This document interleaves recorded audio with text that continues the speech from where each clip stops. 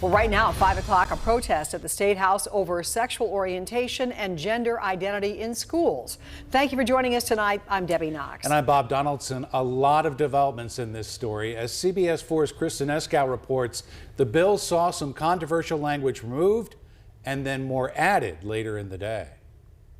Lawmakers amended the bill significantly at the start of the hearing. It now focuses on parental consent for a student to change their name or pronouns at school. It was one of the most heated hearings so far of the 2023 legislative session, with hundreds of protesters outside the House chamber and occasional outbursts from the audience inside, which caused police to ask a few people to leave. The bill originally focused on limiting discussion of gender identity and sexual orientation in schools through third grade.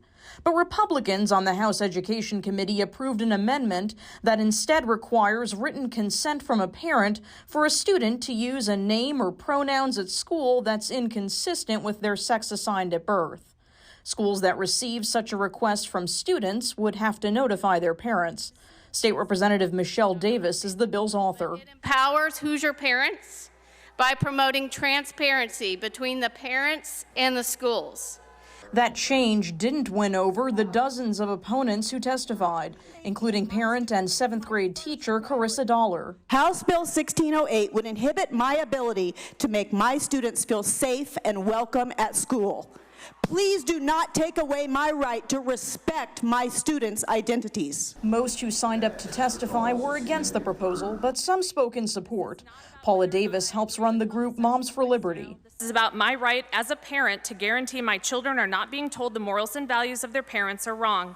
It is guaranteeing that my children do not have an educator introduce them to a topic that I do not believe should be discussed outside of my presence. The bill also prevents schools from disciplining teachers who refuse to call students by different names or pronouns.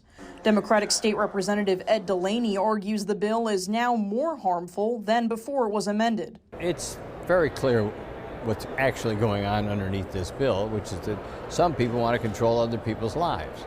The bill now heads to the House floor. It needs to get a vote by the full House by next Monday or it dies. A similar proposal was introduced in the Senate, but so far that bill has not received a hearing. At the State House, I'm Kristen Eskow. Kristen, thank you.